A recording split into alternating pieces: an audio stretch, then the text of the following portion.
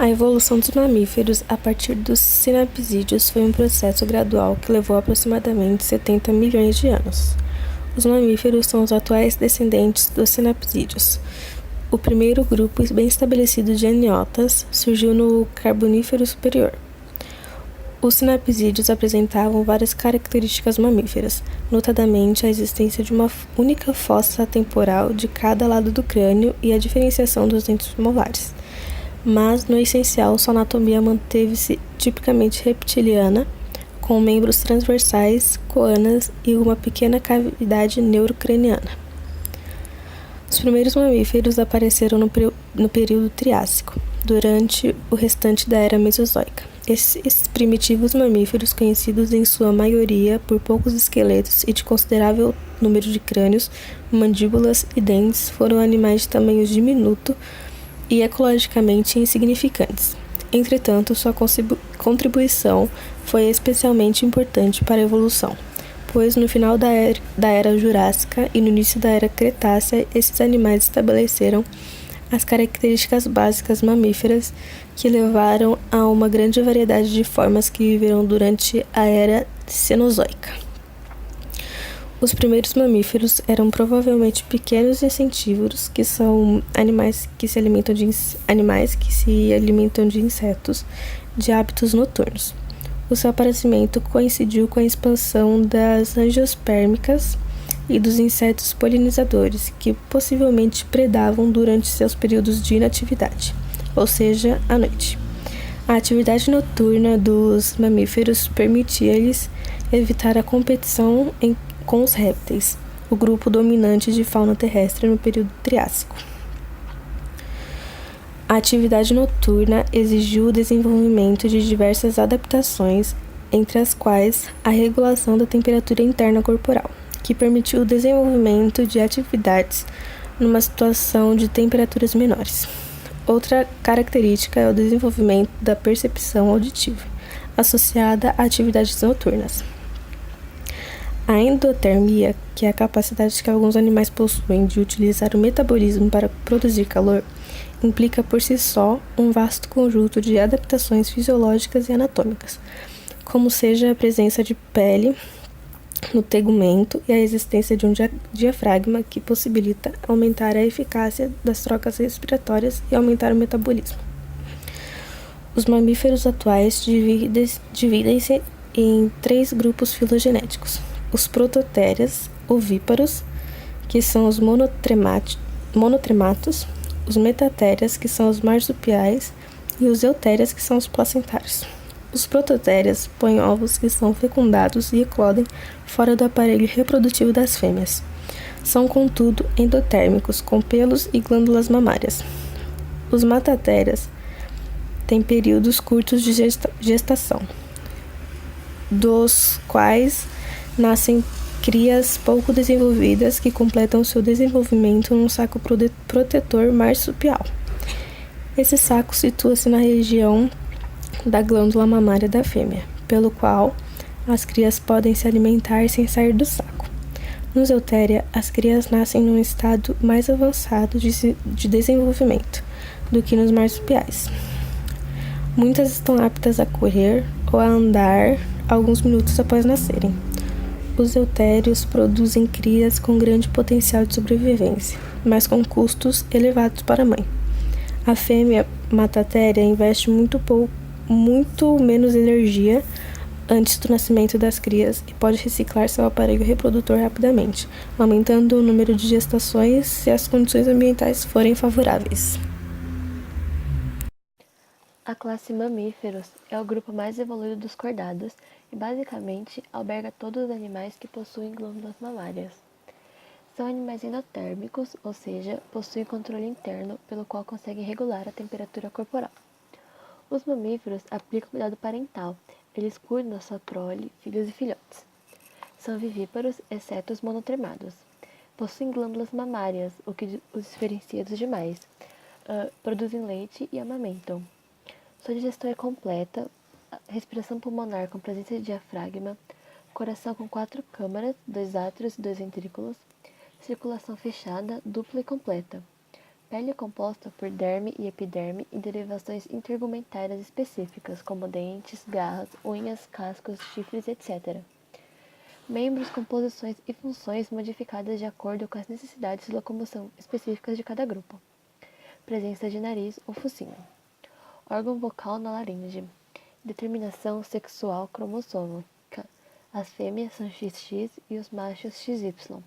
A maioria possui camadas de pelos, exceto golfinho e baleias adultos, e glândulas sudoríparas e sebáceas. O sistema cardiovascular é responsável pelo transporte de substâncias como, por exemplo, gases, nutrientes e hormônios. Nos animais vertebrados, esse sistema possui um órgão central, o coração, que fica situado na porção ventral do organismo. Nos seres humanos, esse órgão encontra-se alojado no interior da cavidade torácica, atrás do osso externo, entre os pulmões e superior ao diafragma. O coração apresenta 4 cavidades, 2 átrios e 2 ventrículos. Cada lado funciona com um tipo de sangue, o direito com sangue venoso e o esquerdo com sangue arterial. No sistema cardiovascular dos mamíferos, não há mistura entre o sangue rico em gás carbônico e o rico em oxigênio. No átrio e ventrículo esquerdo, o sangue que circula é apenas rico em oxigênio e do lado direito, o sangue é rico em gás carbônico. O sistema circulatório dos mamíferos é chamado de duplo e completo. É chamado de duplo, pois são 2 ciclos, e de completo porque o sangue arterial não se mistura com o venoso. As aurículas, que enviam sangue para os ventrículos, têm paredes musculares finas. Os ventrículos, especialmente o esquerdo, que bombeiam sangue para as partes distantes, têm paredes grossas. Quando os ventrículos se contraem, o aumento da pressão provoca o fechamento das válvulas mitrais e tricúspide, que impedem o retorno do sangue aos átrios. Agora é a parte digestória dos mamíferos. Seus sistemas digestórios apresentam diferenças por causa da alimentação variada. O sistema digestório dos mamíferos é formado por um longo tubo que vai da boca ao ânus. Mamíferos ruminantes são os animais que apresentam um sistema digestório adaptado para a digestão de produtos de origem vegetal. Não conseguem digerir a celulose, que é um tipo de açúcar presente nas plantas. Os dentes, rodeados por gengivas carnudas, são geralmente de 3 tipos: incisivos para morder, cortar ou raspar, caninos para agarrar e rasgar, pré-molares e molares para esmagar e triturar o alimento. Os mamíferos têm as mais variadas dietas e estratégias de captura de alimento de acordo com as suas necessidades.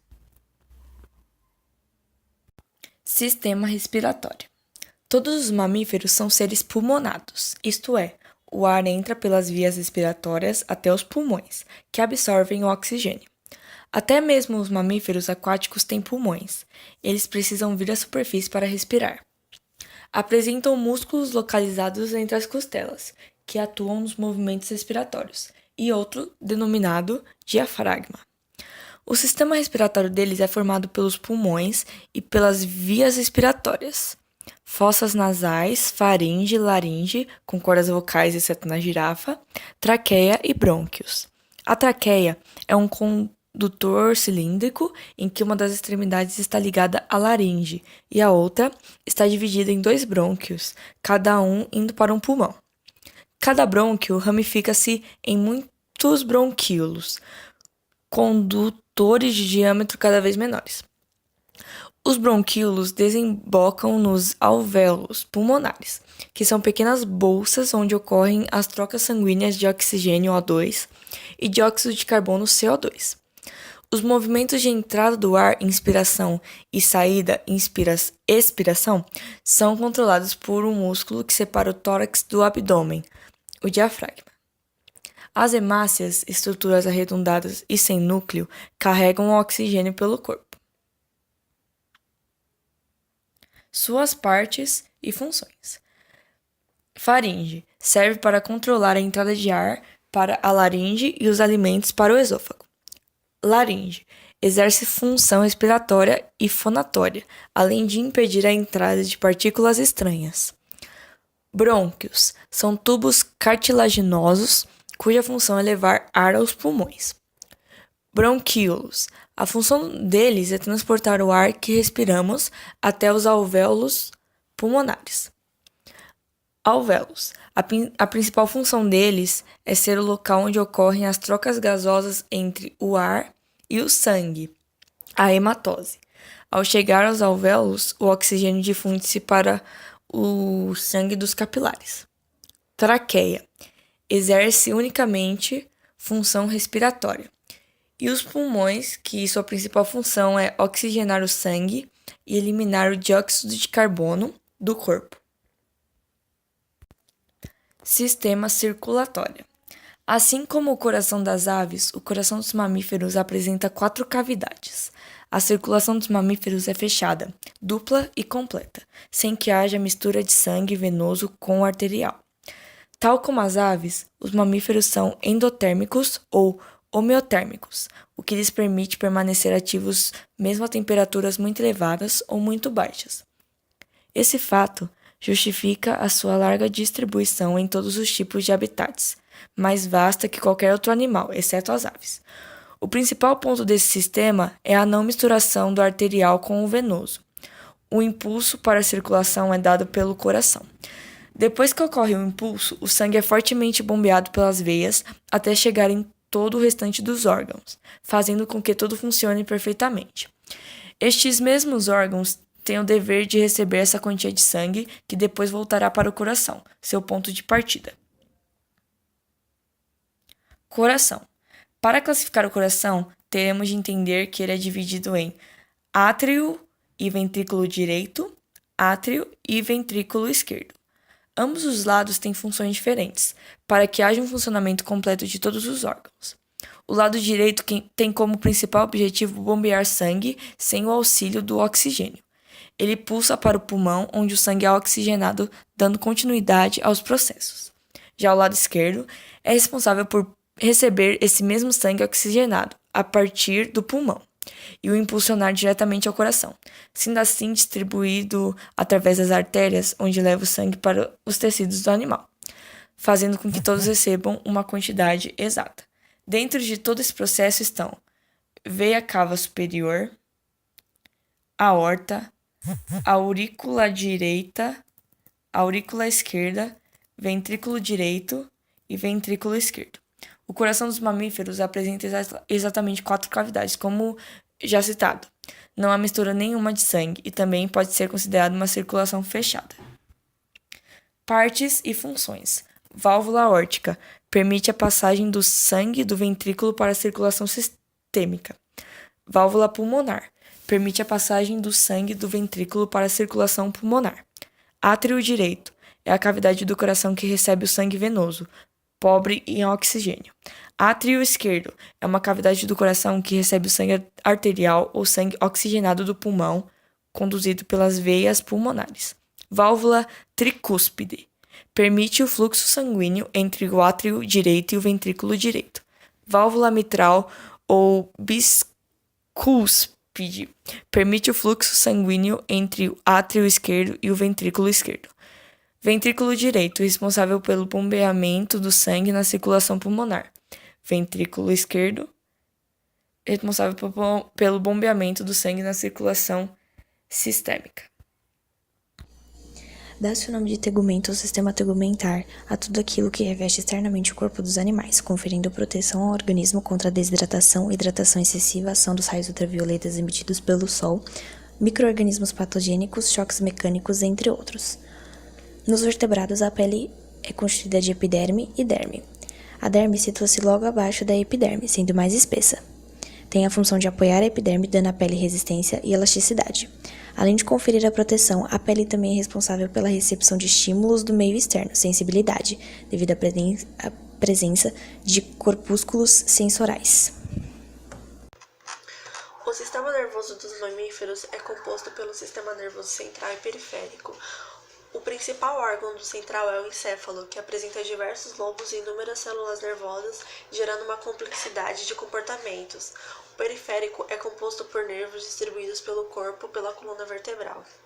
O sistema sensorial varia conforme os hábitos dos animais. Um exemplo disso são os animais diurnos, que têm uma sensibilidade maior à luz.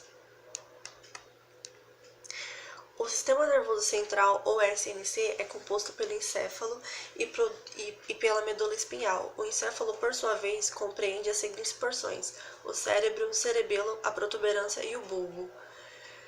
A massa cinzenta localiza-se na superfície do encéfalo e é onde se acumulam os corpos dos neurônios. É neles que são armazenadas as informações percebidas pelos sentidos, que são processados os dados obtidos a partir de estímulos exteriores. Suas principais funções são o processamento e a integração das informações no organismo. O encéfalo e a medula espinhal estão protegidos, respectivamente, pelo crânio e pela coluna vertebral. As estruturas que compõem o SNC são revestidas por 3 membranas conjuntivas, denominadas meninges. A membrana mais externa chama-se dura mater, a intermediária aracnoide e a mais interna pia mater. Essas membranas garantem ao SNC nutrição e proteção contra traumas de eventuais choques mecânicos. O sistema nervoso periférico, ou SNP, é composto pela interna rede de nervos que partem do SNC e se distribuem por todo o corpo, e de nervos que vêm de todas as áreas do organismo e se convergem no SNC. Muitos desses nervos têm a sua atuação na dependência da vontade do indivíduo, revelando ação voluntária. Esses nervos motores de ação voluntária, juntamente com os nervos sensitivos, são o que nos permitem ver, ouvir, sentir dor, cheiro, gosto, calor, frio, etc. E oferecem ao indivíduo a possibilidade de se relacionar com o meio ambiente e é composto pelos nervos e gânglios nervosos e são responsáveis pela condução das informações entre os órgãos receptores de estímulos, o SNC, e os órgãos efetuadores, como glândulas e músculos. Os nervos são filamentos esbranquiçados constituídos por conjuntos de dendritos e axônios. Os gânglios nervosos são pequenas regiões dilatadas contendo corpos celulares de neurônios ao longo de certos nervos. Abrange todas as partes do corpo humano e pode ser dividido entre somático e autônomo. Também conhecido como sistema nervoso voluntário, o sistema nervoso periférico somático controla fundamentalmente a contração voluntária da musculatura esquelética. A rede de nervos do sistema nervoso periférico autônomo comanda a atividade dos órgãos internos, como intestinos, estômago, glândulas, coração, rins, etc., cujo funcionamento é involuntário. O sistema excretor é responsável por eliminar dos organismos animais todas as substâncias que são inúteis para as células, bem como substâncias que estão em excesso. A maior parte dessas substâncias é gerada a partir do metabolismo das células. Esse sistema é responsável pelo equilíbrio da concentração de substâncias no organismo, seja liberando substâncias em excesso ou economizando as que estão em falta. O nome desse equilíbrio é homeostase. Toda substância eliminada das células é chamada de excreta. É bom lembrar que a excreta é diferente de excremento. Os excrementos são substâncias que não foram utilizadas na digestão e são eliminadas nas fezes. Já as excretas são liberadas na corrente sanguínea, passando pelos rins, filtros e depois eliminadas na urina. Os mamíferos possuem encéfalos grandes entre os vertebrados, os quais evoluíram em caminhos de certa forma independentes dos demais amniotas. Em seus sistemas sensoriais, os mamíferos são mais dependentes da audição e do olfato, sendo menos dependentes da visão. O apurado senso de olfato da maioria dos mamíferos está provavelmente relacionado ao seu comportamento noturno. Os receptores olfatórios estão localizados em um epitélio especializado sobre os ossos nasoturbinados no nariz. O bulbo olfatório é uma porção proeminente do encéfalo em muitos mamíferos, mas os primatas apresentam um bulbo pequeno e pouco sentido de olfação, provavelmente associado a seus hábitos diurnos. O senso de olfato também é reduzido ou ausente nos cetáceos em associação com sua existência aquática.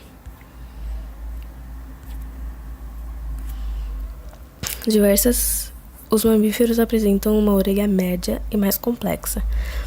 Ela contém uma série de 3 ossos, estribo, martelo e bigorna, em vez de um único osso. Diversas características dos mamíferos também contribuem para o aumento da acuidade auditiva. Estas incluem uma longa cóclea capaz de uma discriminação maior de tons. Além disso, a orelha externa ajuda a determinar a direção do som. A orelha, em conjunto com o estreitamento do meato auditivo dos mamíferos, concentra sons oriundos de uma área relativamente grande. A maioria dos mamíferos é capaz de mover a orelha externa para captar sons, embora os primatas antropóides não apresentam tal característica.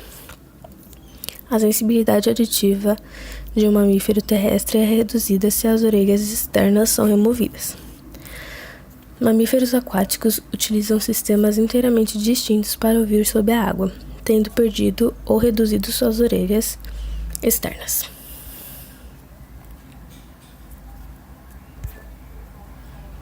Os mamíferos evoluíram como animais noturnos, para os quais a sensibilidade visual era mais importante que a acuidade.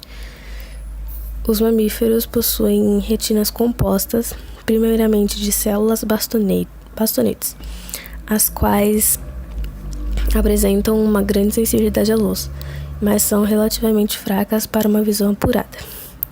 A maioria dos mamíferos apresenta um tapetum lúcido, membrana posicionada dentro do globo ocular de certos animais vertebrados, capaz de refletir a luz que entra nos olhos e melhorar a visão do olho de baixa luminosidade, o qual constitui uma camada refletora por trás da retina, fornecendo uma segunda chance para que um fóton de luz estimule uma célula receptora.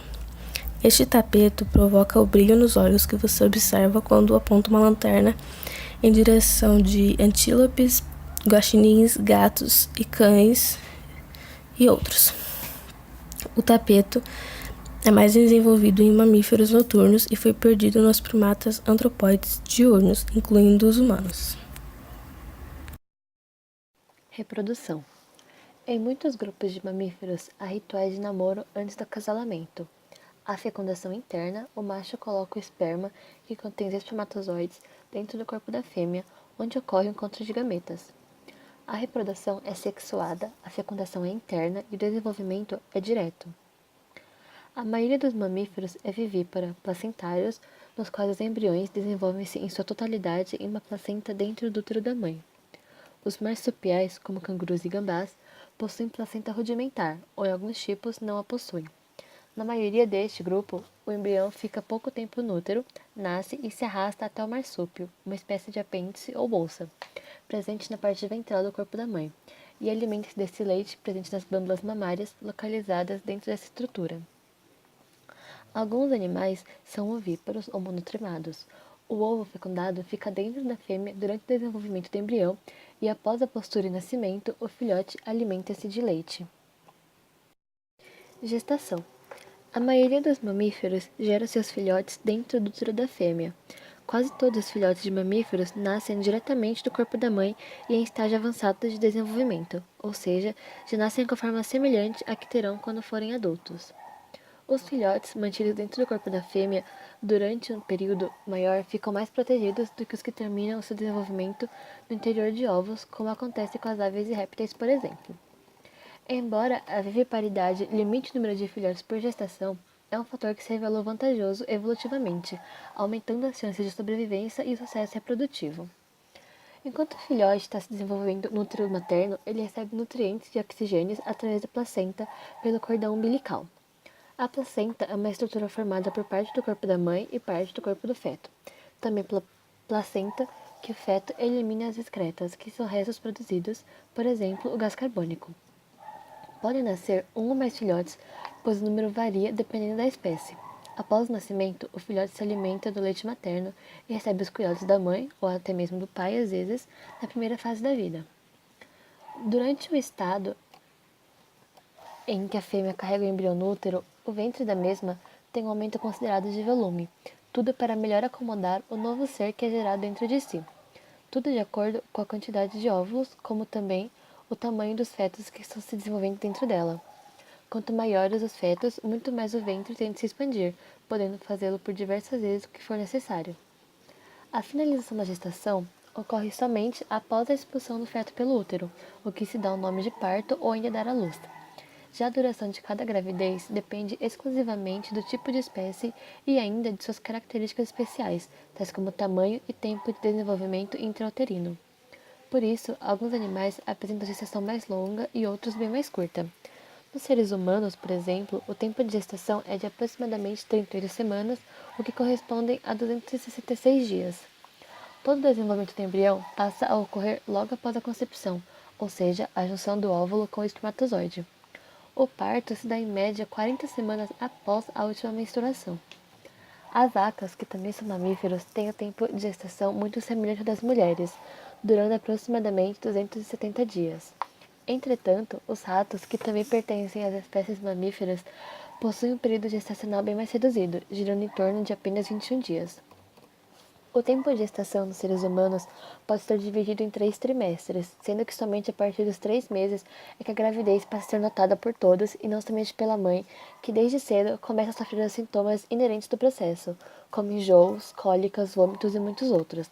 A partir deste tempo, também passa a ser notado os movimentos do bebê dentro do útero e já se pode ouvir os batimentos cardíacos do feto. Para que haja gravidez em definitivo, é necessário que ocorra uma interação significativa entre o óvulo fecundado e o organismo da mãe. Não basta apenas acontecer o processo reprodutivo todo, pois todos esses fenômenos também ocorrem com as demais espécies. É necessária a interação da mãe com o bebê também após o nascimento. No entanto, há informações que muitas mulheres não sabem, especialmente que entre a fecundação do óvulo e o processo de implantação do mesmo no útero, chamado de nidação, não há como se saber se está grávida, sendo que somente após o processo de nidação é que acontece a interação extraordinária entre o embrião e o organismo materno. É neste período que ocorre a troca hormonal, especialmente do hormônio chamado de HCG, ou hormônio coriônico gonadotrófico, que é produzido através do sinciotrofoblasto, sendo ele o responsável pela manutenção da saúde do ovário materno durante o período de gestação, impedindo principalmente a queda dos demais hormônios que ocasionaria a menstruação. Os mamíferos estão distribuídos praticamente em todas as regiões do globo terrestre, incluindo a Antártida, onde focas são encontradas na sua zona costeira. No Polo Norte têm sido encontrados os ursos polares. Mamíferos são encontrados em todos os continentes remanescentes, em praticamente todas as ilhas e em todos os mares e oceanos da Terra. Mamíferos marinhos podem ser encontrados a uma profundidade de até 1.000 metros, enquanto mamíferos terrestres podem ser vistos do nível do mar até elevações acima de 6.500 metros. Eles estão distribuídos em todos os biomas, incluindo tundra, desertos, savanas e florestas. Espécies de várias famílias têm se adaptado ao modo de vida aquático em pântanos, lagos e rios.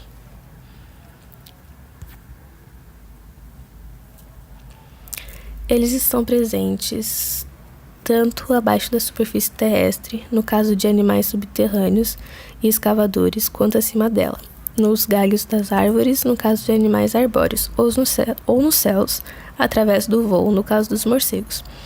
A distribuição geográfica dos mamíferos é muito variada. A ordem Tubulidentata, cujo único representante é o porco da terra, é endêmica da África. Os monotremados, que são os ornitorrincos e as equidinas, e 4 ordens de marsupiais estão confinados à região australiana. 2 ordens de marsupiais são encontradas somente numa área restrita da América do Sul. As 2 maiores ordens ocorrem naturalmente em todos os continentes, exceto a Antártida, e foram os únicos a terem alcançado muitas ilhas oceânicas. Artiodátilos e carnívoros ocorrem em todos os continentes, exceto a Antártida e Austrália, embora representantes de ambos tenham sido introduzidos na Austrália. Os cetáceos e os pinnipédios são os grupos mais amplamente distribuídos pelo planeta. Variação similar ocorre no nível de família e espécie. Nenhuma espécie de mamífero é naturalmente cosmopolita, ou seja, ocorra em todo o mundo. Embora algumas espécies tenham ampla distribuição cobrindo vários continentes. O lobo e a raposa vermelha são os animais terrestres mais amplamente distribuindo, cobrindo grande parte do hemisfério norte. No Novo Mundo, a onça parda representa a maior distribuição, ocorrendo do Canadá ao Chile. No outro extremo, certas espécies possuem distribuição restrita, não passando de poucos quilômetros quadrados, como, por exemplo, a topeira dourada da África do Sul.